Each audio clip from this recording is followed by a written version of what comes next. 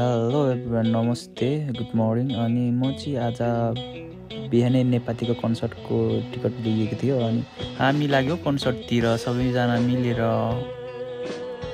जाँदाखेरि हामीले यस्तो भिड थियो कि आमामा बाटै थिएन। पछि भित्र छिरिसकेपछि त बब्बाल रमाइलो भयो। तपाईँहरू पनि अन्तिमसम्म हेरिदिनु होला। हस् त, नेपालीको फ्यान भएपछि त्यति त गर्नु परिहाल्यो नि।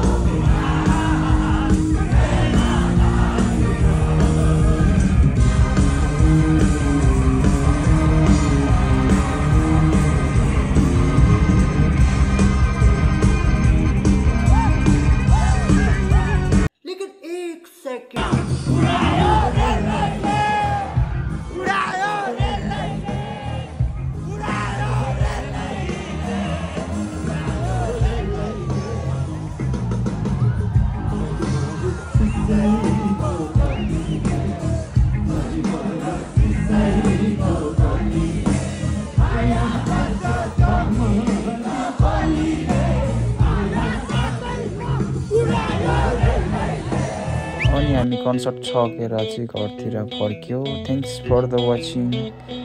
मन परेमा लाइक, सेयर, कमेन्ट गरिदिनु।